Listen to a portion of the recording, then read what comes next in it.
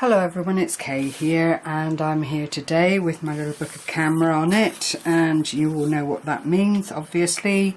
Hashtag Dwp100things challenge, and I'm here today to share with you projects 80, 81 and 82.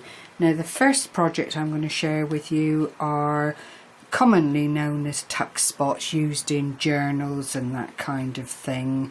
And Rita Donnelly, I don't know this lady, but that is who the inspiration for the tuck spots came from.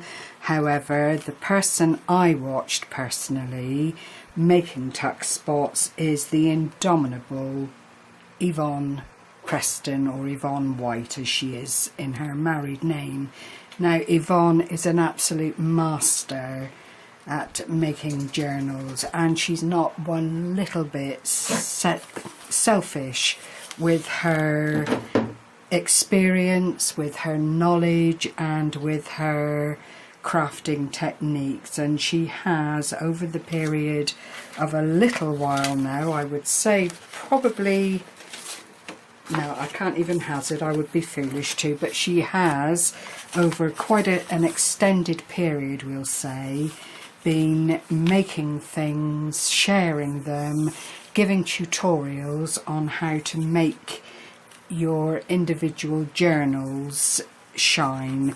She does run a group on Facebook. She does have a store, and I believe it's Etsy. I'll try and leave a link to Yvonne's channel underneath this video. And you know, if journal making is something that you're very interested in, I can't recommend this lady enough. So the tuck spots, as I say, they were invented, inspired by, first thought of by Rita Donnelly, who, as I understand it, has her own channel on Facebook too. And what it amounts to is coffee stain, tea stain, dyed, or just even plain squares cut to a 4x4 state like this.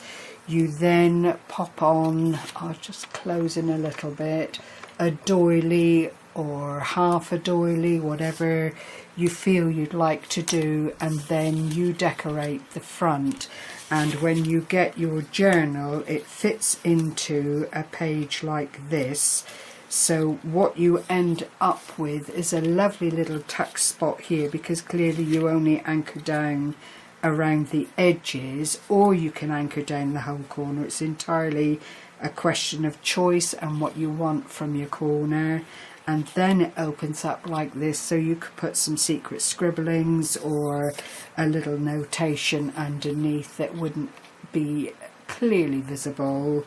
It gives you a little bit of a secret corner there, if you like, and they look absolutely glorious on journal pages. What I've done here are actually quite basic, but you can use ribbon, you can use lace, you can use whatever you have in your stash to make it all possible. What I've done is just punched out a heart, as you'll see, having layered down my doily, which has been inked with distress ink, and oddly enough, I don't quite know why, pink has bled through, and I can only think it's the mix of the distress ink, the coffee and the glue. I don't know, I've not encountered that kind of thing before, but anyway, that's number 2. Number 3 follows in its wake, and they're basically the same trim. I've cut out a couple of buttons from my Martha Stewart punch, threaded some it's not baker's twine, it's string, but it's got a gold wrap through it, so it's actually quite pretty, through the buttons, and then tied a bow and anchored it all down with glue.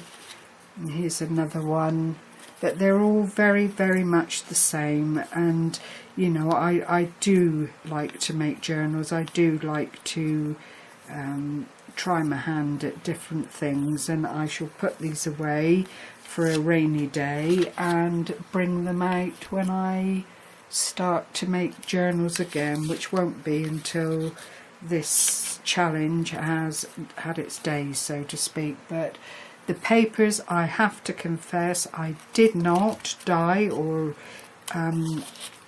inflict any kind of distressing on at all.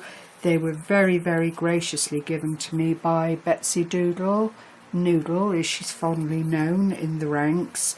Lovely, lovely lady. And again, I will put a link to Noodle's channel underneath here, and she's another lady that it would be, you know, if you like all things craft, Noodle just does the lot, and she is such a lovely personality with it. She's the only one that can go from smiles to tears in 60 seconds, bless her. But she is a wonderful, wonderful lady. Okay, so that's those.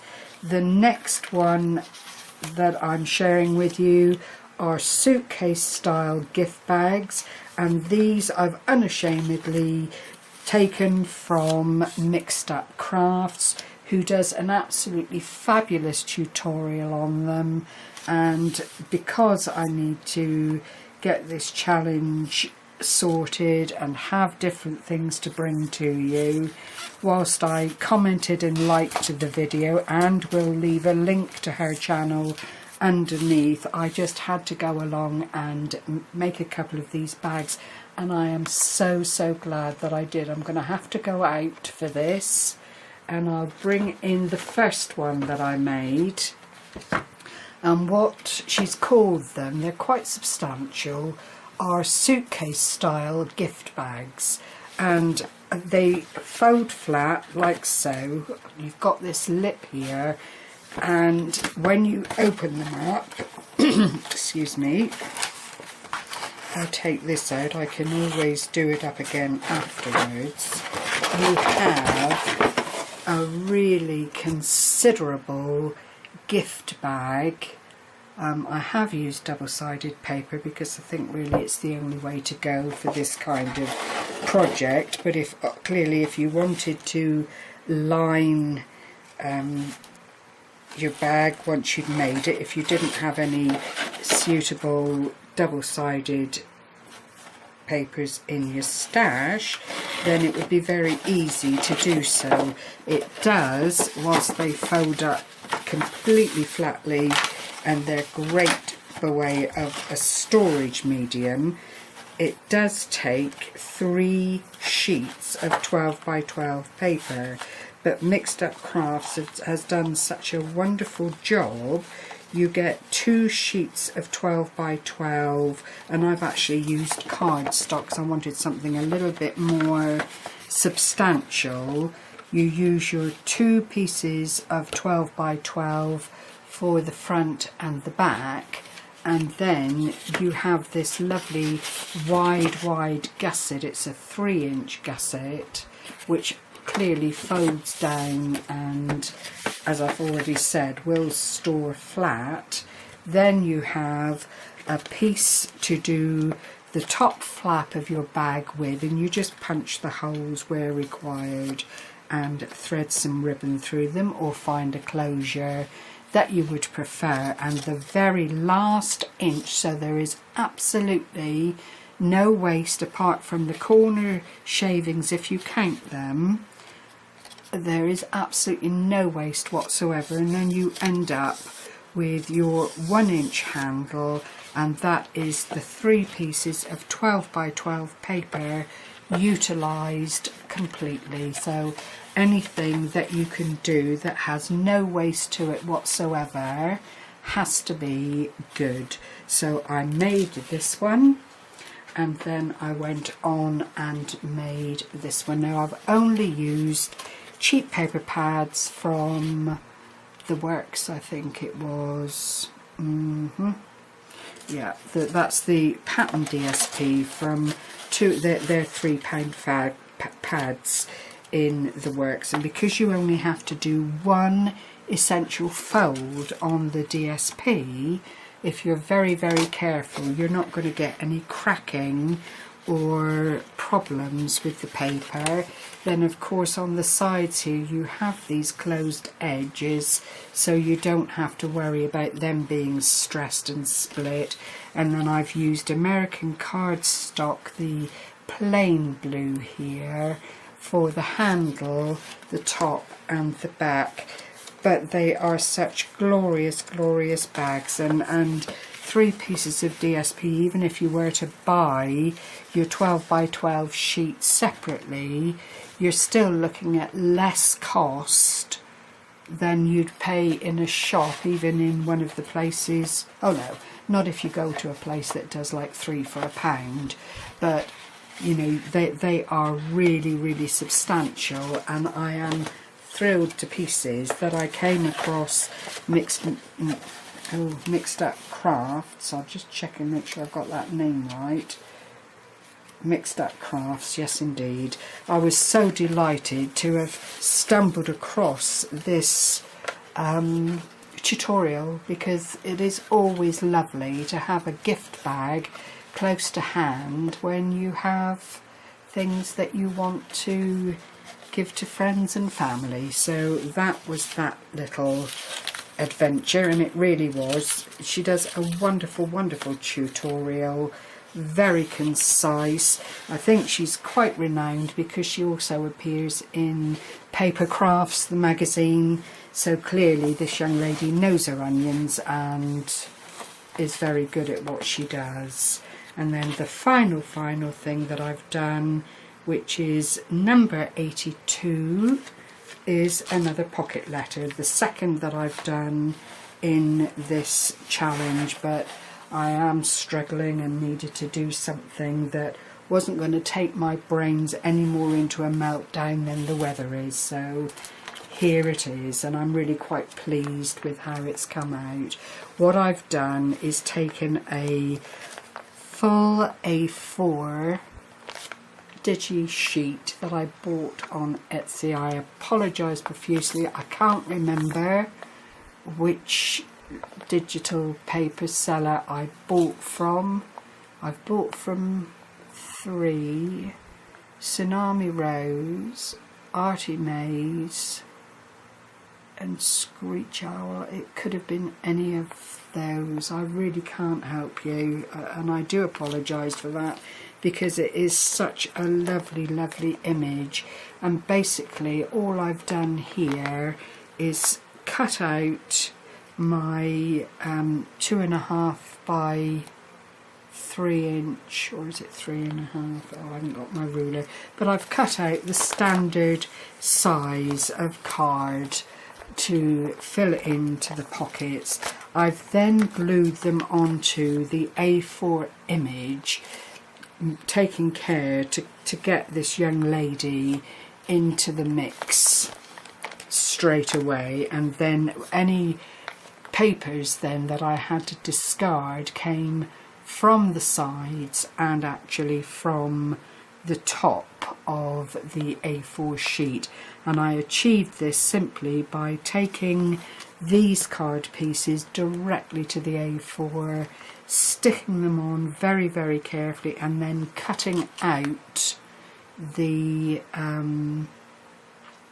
little pocket fillers, if you like, to get it absolutely spot on. So even when you take these out of the holder, if you were to put them together like a puzzle, you have the complete image. It's only the pocket scenario that is making the gaps in the picture. I then went on to die punch some bits and pieces from my smaller dies, very kind of feminine or appropriate, I hope, and then used 2 layers of ribbon down the of lace trim down the side.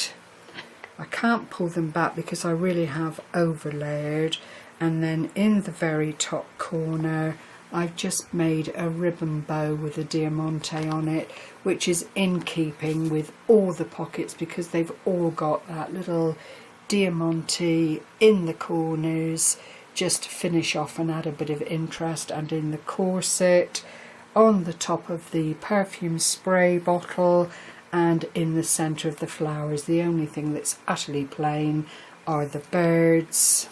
I didn't add anything to them. Oops, I've got something on that. And the sentiment word there. So all it needs now is some little goodies put in the back and it's ready to go. And it's something, you know, if you're ever lost for inspiration, if you ever need something to do to just get you back into the crafting zone again, I can't recommend these little pocket letters enough, because from these you go on and you make ATCs, from the ATCs you go on and make lots and lots of other things, and they're small and they're quick until you are ready to make something a little bit more substantial. And you know, at the same time they are an absolute pleasure to do. There are still groups on Facebook and they swap pocket letters to this day, so it would never ever be a wasted project to put together.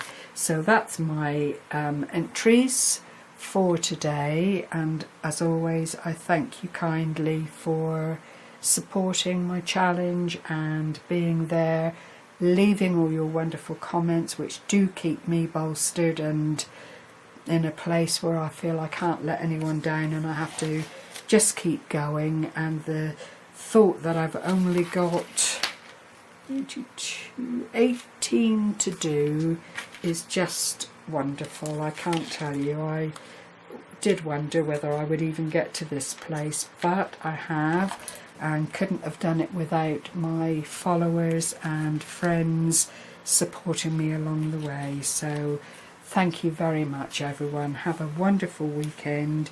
I will be back tomorrow at some point to do the draw for the bracelet, and in the meantime I will chug away to try and get some more projects ready for filming. Thank you all everyone. Take care. Bye bye for now.